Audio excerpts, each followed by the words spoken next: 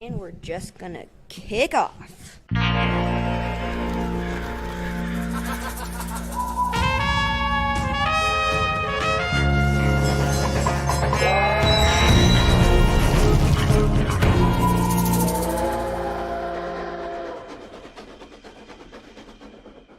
Welcome to Interchain FM. You're listening to a podcast about all things interoperability, DeFi, and NFTs. And we're at Cosmoverse 2022 right now with Barry Plunkett and Magnus. What's your last name? Marinick. Great. These guys are Skip Protocol. They're building interchain MEV solutions, so we're going to talk all about that. Will you guys give an intro to yourselves first? Sure, yeah. Magnus and I have been friends for many years. We went to college together, worked on a bunch of side projects, some profitable, some not so profitable, some in crypto, started searching on Ethereum a couple of years ago, and then sort of fell down the MEV rabbit hole as a result of that. Met some folks in Cosmos initially on Terra, actually, and then built out a POC of our first product, which is about helping chains capture the value they create through MEV at a hacker house that was hosted by Jump and Terra in the middle of the DPEG, which was kind of an insane experience. And now we're sort of doing this in it full time, building the team, but I'll let Magnus give his. Sure. Hey everybody, I'm Magnus. Been friends with Barry for many years, both went to college together, and I worked at Bridgewater for a little bit, doing sort of investment engineering logic, and then afterwards was at Atlassian building our favorite product in the world, Jira, and Confluence. And yeah, we got really excited by sort of the amount of financial composability in MEV over time and sort of the crazy things that you could do with it, and also seeing it as a really cool incentivization layer, especially on Cosmos, where appchains can control their MEV and how it works, to build something that was not toxic, but also was profitable enough to sort of support the ecosystem and the ecosystem growth. So our mission is making all chains financially sustainable, and that's our mission. Great. I want to hear about the Terra DPEG story. That sounds interesting. Yeah. So we were at this hacker house was a 4-week long experience, and it was hosted by Jump and Terra, and we went into it and we didn't know exactly what we were going to build, but we knew that Cosmos had these first come, first serve mempools, which still are widely used on chains today. And these have all sorts of weird negative consequences for how MEV works. And that was really being felt very strongly on Terra at that time. So when you have a first come, first serve mempool and you have a bunch of traders competing over arbitrage opportunities, and on Terra, especially anchor liquidations, what you see is a lot of spam. So the dominant strategy is just submit as many transactions to the network as possible, create a set of geo-distributed servers, keep them as close to validators, try to co-locate with them to be first. And as a result, like all of the money that you can make in MEV sort of leaks out of the system into mostly AWS and Google Cloud. And so we thought, okay, let's change this. Let's build a system that forces traders to compete on price by modifying Tendermint. So we were doing that at the hacker house, a 4-week-long experience in Jump. And in the middle of the second week, the DPEG began. And I don't know, Magnus, you want to talk about what that was like to witness? Yeah, I mean, we were there, all of TFL was there. There were maybe 200 people at that hacker house, and we came the next day and it was just like ghost town. And then we just still showed up and kept building. We eventually won that hacker house. But it was a crazy experience for us, and it sort of made us look inward. And we were like, okay, were we just building for Terra? Like maybe other chains are excited by this vision. And so we didn't know if this was before we raised or anything like that. And we went to other validators, we went to other chains. We were like, what do you think? And the resounding response was, this sounds great. Let's do this. And so we got very generous grants from different ecosystems, and also a lot of validators sign up. That sort of was like, well, maybe this is something we can do. I think the other thing too about the DPEG was we had, initially the folks at TFL had a pretty negative response to MEV. I think they'd engaged with other MEV infrastructure teams in the past, and they were extremely worried about front running and sandwiching coming to Terra, and that sort of initially informed the view that we have that now that you can have a competitive MEV market that isn't sort of no holds barred, like let's harm retail users, and that was sort of where we initially formed that view. And they were also sort of anti-building this infrastructure for a bit, but during the DPEG, actually, TFL couldn't get their transactions on chain because the network was so congested with all the arbitrage activity that was going on that some of the higher up engineering folks there approached us because they'd heard about the project, and they were like, can we ship the transaction prioritization thing? People are getting liquidated on Anchor. They can't recapitalize their loans. We can't get more money into liquidity pools. Like, we have no idea what's going on. We're like, no, like it's a POC, it's a piece of shit right now. Like you can't ship it, but like it underscored the fact that during these kinds of black swan events is when you need some sort of solution the most. Mm-hmm. And how does your solution currently work? Yeah, so basically what we do is we open an endpoint that allows for anyone, whether it's a retail user or a searcher or anyone else, to submit bundles of transactions that are atomic. So basically you can say, hey, I want these sets of 5 transactions to be executed in this order, and I'm willing to pay this amount. And then that goes into an auction where basically if there's any conflicts between those bundles, and we have lots of complex logic in terms of like simulating these and doing a lot of different bundle merging logic, then you can, if you win that auction, then you'll be placed top of block. And then on ingress, we have cryptographic proofs to basically refuse any kinds of bundles that are attempting to sandwich or front run users. I think when we were looking at the space, like Flashbots, I think, tried to come into Cosmos a while ago. And the question is, like, why didn't they take root, right? I think the reason was we don't have front running and sandwiching today, right? Validators are honest, which is great in Cosmos. And we have first come, first served mempools, which means you don't have those opportunities because you can't get in front of people. And so no one wanted to see us introduce that because that was something exciting for users that they didn't have to be subject to that like they were on, let's say, Uniswap. And I think that's a big reason why, let's say, Osmosis grew is because they were anti-MEV from the beginning. And so we wanted to keep that invariant. We want to keep that status quo while still opening up the market for this like prioritized transactions. So basically, you can go to our site. It's going to be live in 2 weeks on most chains, roughly, and TM. And you can submit a transaction. It will go to the top of the block. You can pay some, a slightly additional fee. That fee goes to validators and their stakers. And yeah, that's essentially the experience.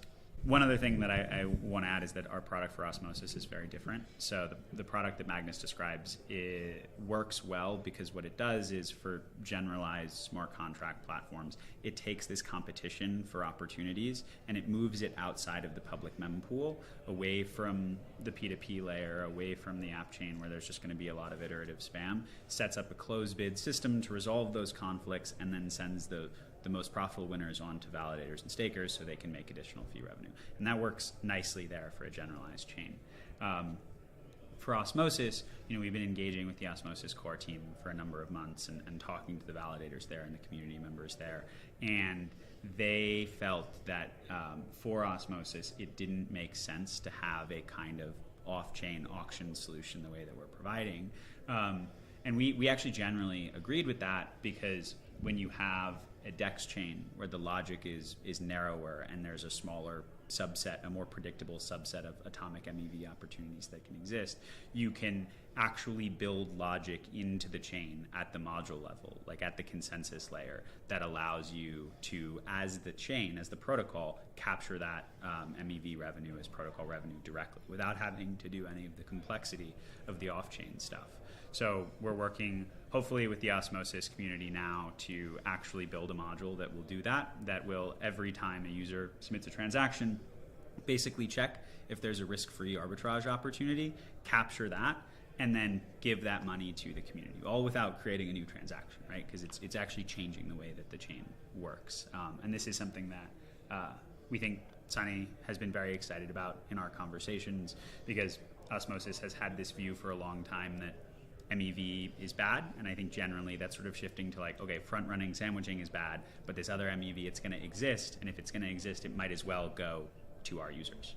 So we're sort of helping bring that to market. The Osmosis anti-MEV solution seems rather non-contentious, though the contentious part would be the basically capturing interchain MEV, right? Because we're saying that there's not a whole lot of MEV observed empirically right now because there's not too much reason for people to be doing that. So if you're introducing a auction-based system into this paradigm, would that be creating a self-fulfilling prophecy? By self-fulfilling prophecy, do you mean sort of we would be introducing like these risk factors of?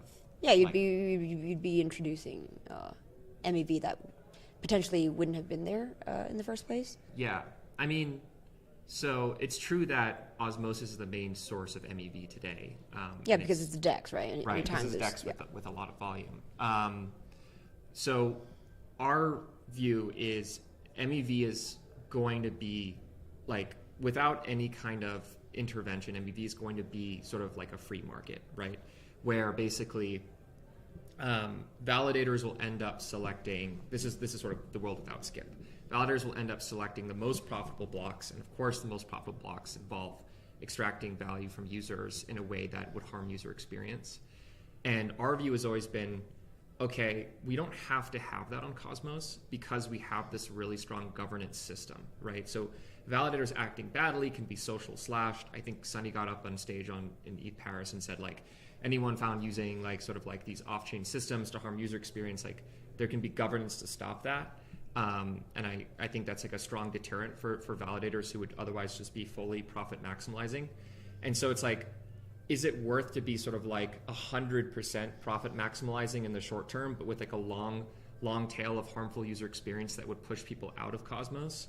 Or is it okay having, let's say, 60% or 70%, except you don't have those forms that just like when you do a trade and you realize you had to pay max slippage and you paid an extra 5-10% to someone who sort of extracted that value, you're like, screw this. Like, I'm not going to use this. I'm going to go use cow swap or something else. So the way that we operate is we operate within governance. So like everything we do is backed by governance. We go through that system because we think like the community should decide sort of like what it's okay with, what it's not okay with. And then by and far sort of like, I think the consensus has been, yeah, like we'd like these rewards that are like captured in like liquidations and arbitrage, but we don't want the sort of like extraction from like front running and sandwiching. And so we work within those bounds. We're very like community governed in that way. And I think on the cross chain point, like the reality is MEV is going to exist cross chain regardless of whether Skip introduces a kind of auction. So there are a lot of really cool dexes coming online in the next few months. I think Say is the one that is most public and people are probably most excited about, but we keep meeting teams who are building like truly unique, very cool dexes in Cosmos, which is kind of fun because it's like there really aren't that many fork dexes. It's like everybody's doing their own thing. And I think a lot of those, and then you have Agoric coming online, and you have other interesting DeFi chains. You have Mars. Like, there's going to be in the next 6 to 12 months, like a complete overhaul of DeFi as it exists in Cosmos today. Like today, it's like we have a tiny portion, I think, of what we're going to have, and like the level of complexity and interchain composability that we're going to have when those things launch. Especially as interchain accounts become more widespread. Yeah.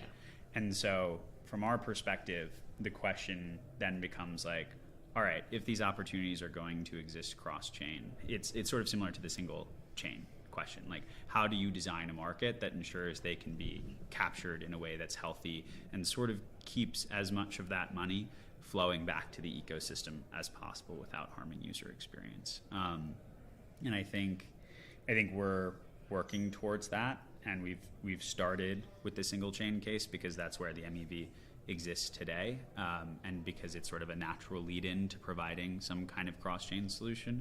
And we're also excited about the Atom 2.0 scheduler stuff. Yeah, that's all related. That's to all super of this. cool.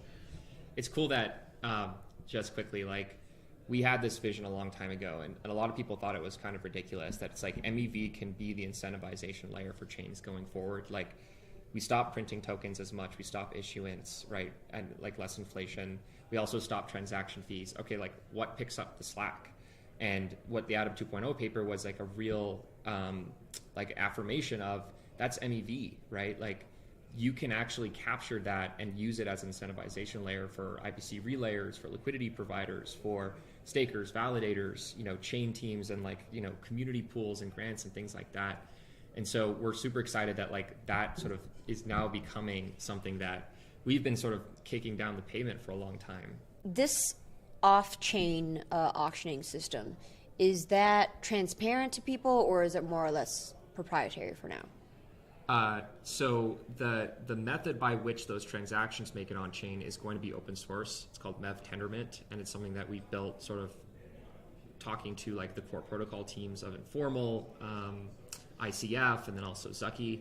And so that's going to be super transparent, and then everyone can sort of come in and make suggestions. We hope people will develop it and make modifications for the chains and for their own chains in the ways that they want. The auction infrastructure is transparent in terms of how it works, but because it's something that we're running sort of, and also something that we want to be running without visibility into strategies, it has to be kept private. Because you could imagine a situation in which, let's say you found a really profitable arbitrage, and then, or you saw someone else with a really profitable arbitrage, and then you resubmitted it with like a slightly higher fee, right? That becomes uncompetitive, and then you sort of disincentivize people from using it, and you also lose the privacy that enables you to not be front run, right? So like any user who submits a transaction through Skip is impossible to get front run. And the reason for that is because no one sees your transaction, not even us, between when you submit it and when it gets on chain. So there's no one there who knows that it's there until it's on chain. And I think that's sort of like part of the reasoning why we wanted to keep things private to begin with. But we've had all sort of kind of crazy ideas around sort of like decentralizing that, and like how you continue to have those privacy guarantees when it's fully transparent and potentially open source. Yeah, I think there's a lot of like interesting research going on in Ethereum right now in terms of how you take the kind of thing that we're building, which for now, for privacy reasons, kind of necessarily needs to be closed source and private, and can maybe not make it open source, but could decentralize it in some way where people outside of the system have better guarantees that it's doing the thing that we say it's doing, which is sort of picking the most profitable bundles for validators and stakers to have included in their block and not censoring anyone. There's a lot of interesting ideas in like the Ethereum MEV community about this, because this is something they're grappling with a lot right now post proposer builder separation. So I think we're following that research closely, and we're going to try to do that. But the first thing that we need to do is ship the basic thing that'll allow traders to start submitting these bundles and allow validators and stakers to start making more money off of that tip revenue. Yeah, it's all about user experience for us. It's like we hope that this will create a much more exciting, like privacy focused future. And like we never want to ship something that is harming user experience on Cosmos, because that's the most important thing to preserve for us. And we try to create solutions around that don't harm user experience while also being, revenue generating for chains. What does Skip's MEV Tendermint protocol look like in a world where we are connected to other ecosystems without bridges? There's a few things here. It's a super good question. So the first thing to understand is kind of like, in any case where you have two chains that are connected without bridging, and you're trying to do something across those chains, say it's a cross-chain arbitrage or something like that, or market making on both of those chains, or you're just a user and you want to like submit a transaction somewhere, there's someone that's going to need to take on inventory risk somewhere. There's going to be like a settlement risk, and our thinking for what we want this cross-chain future to be is we want to limit that settlement risk as much as possible, right? Because the higher that is, the higher the capital barriers to entry are to actually provide those market-making services. And the less competitive the MEV ecosystem is, and the worse price execution users will ultimately get. And so what we want to do is build a kind of unified, multi-dimensional auction system that will allow traders to submit transactions to us and have really high confidence that if those transactions touch multiple chains, Juno, Terra, Evmos, whatever it may be, that they'll actually have really high likelihood of those ending up on all those chains to minimize that risk. And I think, there's a path there that is like pretty simple insofar as we're deploying this single chain solution on a lot of different chains right now. And as it gets good coverage, there's going to be significant periods of time where there are multiple skip validators up on those different chains. And we'll be able to route bundles across them. So, there will be times when there's a skip validator up on Terra, there's a skip validator up on Juno, and we can take a bundle that has transactions on both sides and reliably get them the execution at the top of the block on both of those chains. And then the second thing, I think, too, just in terms of this cross-chain future, is you want to have a system that allows all validators to basically profit off of the existence of these interchain MEV opportunities, instead of a system that only allows validators that can afford to validate themselves on multiple chains. So you want to lower the cost of communication between different validators effectively. Because if you have a scenario where the biggest validators who can afford to be on 40, 50, 100 different chains are the only ones who are able to participate in this market, you're going to have increasing validator centralization over time. So for us, it's all about ensuring that this allows, a small validator who's only on network to communicate with Figment by way of the auction and to share rewards. Yeah, Skip kind of becomes this intermediary to help everyone sort of share in the value of cross-chain MEV. And I think that's going to be accelerated by the whole scheduler thing as well. In an IBC ecosystem where we have relayers basically running at 0 or negative EV, how does Skip augment the incentives around that? It's a question we get asked a lot, and I think it's a really important question. It comes back to our vision of how we use MEV to sort of incentivize the different players in the ecosystem. I think there's a lot of ways to think about this, but if you think about IBC just as what it really is, right? A transaction appears in one chain. The IBC relayer is basically a messenger service that transfers it over to another chain. Now, if you say identify a cross-chain opportunity, right, where let's say Juno is mispriced between two different chains, let's say natively on Juno, then also some IBC version of Juno on Osmosis, then there's a race, right, to basically get your liquidity from wherever it is to those two different chains to execute that arbitrage. Now, that race is profitable, right? So it's if you're a fast IBC relayer or you find a faster mechanism for transporting that capital across, then you could charge for that service, right? That's a valuable service that traders would use that would basically allow them to be faster than other people. And so I think one thing we've chatted to IBC relayers about is creating some kind of super highway, or even something faster where you have loans or instant liquidity backed by incoming IBC transfers that sort of give them incentivization layer to use their service to actually help traders execute their trades. And I think that's sort of how it fits into MEV. Oh yeah. So the other thing I think you're going to see a lot of is basically searchers, so MEV searchers running their own relays. So it's right now.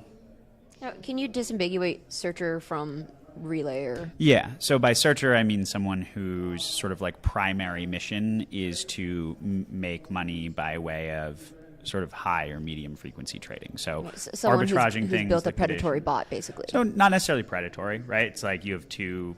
A hunter seeker. Yeah. A hunter bot. Yeah. It could be. It could be predatory. You could have someone who's out there just looking to sandwich people or basically siphon money out of the system. But a lot of people are just watching prices of assets on a couple different chains, and then they see them disconnect and they're doing the market a service of balancing those asset prices by buying on the higher one or the lower one and selling on the higher one, and then making sure that users across both of them get a fair market price afterwards. But I think a lot of those people are going to want to run relayers because when you are running a relayer, you can potentially bundle your, by way of skip, or you can potentially bundle your relayed packet with some transaction right afterwards, or some set of transactions right afterwards that does that rebalancing. So you might see like an interchain account create a swap on Osmosis or something like this that's going to imbalance that price, and then that's going to create an arbitrage opportunity for you. So you would take responsibility as the relayer or as the searcher to relay that packet by way of skip along with your transaction afterwards that's going to arbitrage it, and then make sure both of those end up on chain. And the relayers are going to provide, or the searchers are going to provide that relaying service for free because they're making money off of it. It's just not by way of a transaction fee.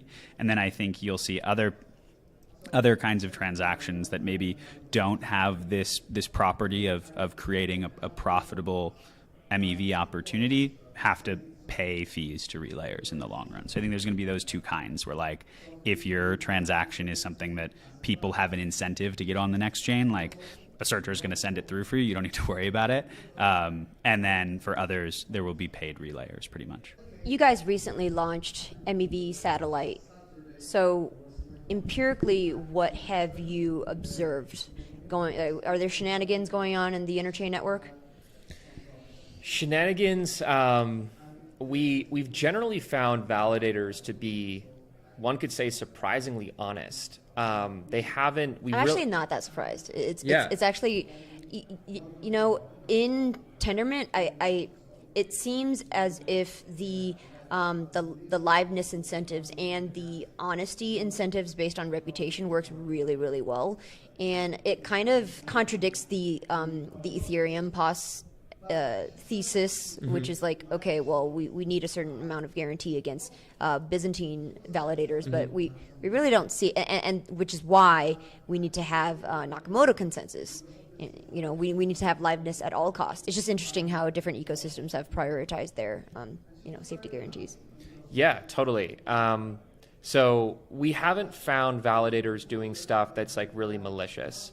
We've heard like rumors and we've seen some things, but we haven't like really nailed down, okay, this validator is constantly like extracting value from their users or doing something malicious in their mempool. That was like a big vote of confidence for this, like, okay, well, like, why aren't validators doing that? That was the question that we sort of asked. And like chatting to validators, it's like they feel very beholden to their users. They know that they're in a zero-sum locked stake race with other people, and that acting maliciously, and if they were called out on that, which would happen very quickly, I think, would be something negative for them, and something that would probably decrease their stake and decrease their reputation across all the chains that they validate on. Yeah. And so that's really why I think Cosmos isn't going to adopt long-term something that's purely value extractive, because it's like, imagine being the first person to adopt that, right? Imagine you're the validator that starts front running all your users and you try to, talk your way around it, but that's just something that stakers aren't going to stand for. And something that I think is going to be the strongest level of protection for Cosmos acting well and sort of in its users' interests in the long term. One other thing to add to that, in terms of like what we did find, which was pretty cool. First of all, shout out to Jeremy, who's one of the engineers on our team, who was the lead on building MEV Satellite. Did a fantastic job with it. I think it's beautiful, much more beautiful than I could have made it. I know, no downtime too. And anyhow, so we were mostly looking at atomic arbitrage, and just to give a high-level flavor of what that is, it's cases where when you have, say, 3 different pools that have some overlapping assets in them, you can trade against each of those pools to balance out the prices and walk away with more of the same currency that you put in. So you might start with 25 Osmo, and then trade against an Osmo Juno pool, a Juno Atom pool, then to an Atom Osmo pool. And because the implied prices are different, you can walk away with 50 Osmo all in the same transaction, right?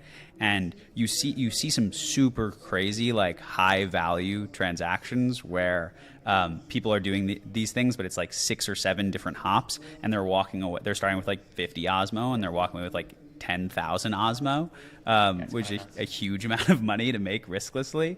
And a ton of that was happening during the Terra depeg. Yeah, it's like $2 million just over that day. Yeah, it was crazy. Like I think there's been about $7 million of this sort of riskless arbitrage, and $2 million happened in 2 days in May during the depeg. So that was crazy for us. And then the other thing that was interesting to see is like, it's pretty consistently the same people who are winning. I think something like 5 accounts took 70% of profits, which I sort of expected it to be a winner-take-all game, but that was surprising for me to see. And then the last thing that surprised me is like just how much this kind of race that they're all competing in now to be the first to capture these opportunities is really affecting like the contents of the blocks on Osmosis. Like something like 20% of all transactions on Osmosis were failed arbitrage attempts, and of all of the arbitrage attempts that were made, something like 90% of those had failed. And so the Osmosis blocks are not full of, but have a lot of just junk in them, basically, because these people are just competing in a latency war as opposed to having some skip-like system that resolves conflicts. Right. And I'm curious to understand how much you guys have studied what happened in the, Web 2 or the .com bubble. Basically, when the internet emerged, it changed the game for Wall Street, and it changed the game from high-frequency trading to one of just a system that is completely inundated by bots, and one such that no one knew how the system worked, and only the people who operated the bots won. And only in the short term anyway, because in the long run, the system ultimately imploded upon itself. So, but some people walked away very rich. And you see that the Pareto distribution play itself out, where it was like maybe 5 people that became billionaires overnight, and the rest of the citizens who were trading stocks and options basically got decimated overnight, like their life savings. I think like you also see that kind of stuff continued today in traditional finance, though it's buried a few layers deeper now. So like normal people are trading stocks and options on Robinhood, and they're like, oh great, like I'm getting a free, I'm like submitting these trades for free, and that's great. But on the other side of it, basically what's happening is Citadel is buying information about the trades that they're going to execute and buying the right to execute them, order them, figure out, okay, when they want to deploy them and to what exchanges, and then effectively front run them, give them worst price execution, and take that money from them. And so this kind of stuff still happens, and I think there are good parallels to some of the behavior that you see in MEV. We don't view these bots as like evil, right? Like they're operating they're amoral. Yeah, they're operating in the market structure that has been created for them. So we sort of see Skip as the thing that is supposed to change that market structure, right? Instead of getting rid of the bots, you force them to compete on price, and then you take the money from that auction or whatever system they're competing on price in, and you direct it back to the protocol and to the users who are being arbitraged. You're effectively giving them a rebate. It's like you're getting good price execution, and you're getting something that's not just like a free black box, but you can actually verify that it's doing the thing you want it to do. And you know, whether it's an auction or whether it's an on-chain module, the way we have it on Osmosis, I think the driving thing for us is like giving token holders good trading experiences and ensuring that when MEV does take place, because it's kind of inevitable, that the money gets directed back to users. We do see that bots are coming, predatory bots are coming. 3 commas, this new startup just started raising funding. So it's interesting to see that the VCs in the space right now, including Alameda Research, who else, FTX and a couple other big firms are investing in these kind of high-frequency trading algo bot startups to basically extract as much value out of DeFi as they can. That's worrisome, to say the least, because it seems like history is sort of repeating itself. And it was just interesting how you guys hacked together this project that was funded by jump trading. Yeah. These institutions are here in this game. They realize that there's billions of dollars at stake, and they're going to fund things to get them asymmetric advantage here. Yeah, I would just say quickly on that point, like when we first got investment from Jump, it was from the Terra lens, and it actually was going to destroy what they were doing because they had an unfair, or not necessarily them, but a lot of traders had an unfair advantage. Like on Terra was really bad, where you had 1 or 2 or 3 bots that just took everything. And what this does is it actually forces those bots to play a game where the winner is the user, right? Because they can't just compete on speed. That's a game that incentivizes HFT players to win, right? Because they know the speed game. They've been in Web 2 markets and NASDAQ. We're competing on microseconds. Here it's seconds. That's an eternity to them. Instead, they're competing on price, right? And where does that price go? Where does that competition go? That goes back to users. So it's kind of like you pit them against each other, and the solution is something good for everyone else. And I think the reason sort of like why Jump was excited by that was they saw that as actually very good for the ecosystem, right? Like Jump has put an enormous amount of capital, not behind their trading arm to take over crypto, but just to leave a lasting legacy. And they saw this as good for the ecosystem because they've invested a lot in sort of these different ecosystems as well and wanted to see that structure being played out. And I think that was true for a lot of our investors. So we don't view it as, we're not like basically gearing up to basically make it easier for Jane Street to come in or anyone like that. We're gearing up to assume that they are coming in, and when they do, how does a user not get destroyed, right? How does a user not just be completely extracted from, and all this money eventually comes from retail users. So it's important, we think, to make sure that they're sharing in that. Mm-hmm. Okay. And with that, let's end with some housekeeping items. Do you guys have any upcoming milestones that you're looking forward to? Any announcements? Let us know. Yeah, sure. So MEV Satellite's live. Please go check it out. You can see all the fun backrunning activity that's been happening on Osmosis, around $7 million over its lifetime. We have a super exciting proposal that we put up on Osmosis Commonwealth that we'd love for everyone to take a look at, basically capturing all that revenue in chain and passing it back to the holders of tokens and also the other people who make the chain run, like validators and liquidity providers, etc. And then the last thing is we're also a cross-chain protocol. So we'll be launching within 1 to 2 weeks on testnet on Juno, evmos, Terra 2, and then some other exciting protocols that we haven't announced yet. And also huge thank you to those protocols who have been so supportive, given us big grants that were essential to get this off the ground and sort of are excited by this vision. Anything else to add, Barry? We're hiring engineers too. Oh yeah, we're hiring. We're funded. We're mostly based out of New York, but we're also hiring remote people if that makes more sense for folks. And we have a small core team. There's just 3-4 of us now, and we're trying to keep the bar super high and bring on people who are good sort of team players as well as great engineers. And I think so far we've done a really good job of building a team that cares really deeply about these problems, is working really hard to solve them, and is just having a good time doing it. So if you write code and that sounds like the kind of thing that you want to do, you can take a look at our open jobs at jobs.skip.money. Full disclosure, I have invested in Skip in their round as well, and I hope that they will succeed. Thank you guys so much for coming on the podcast and spilling out all the alpha for our listeners. Thanks so much. Thanks, Chjango. Yeah, see you guys.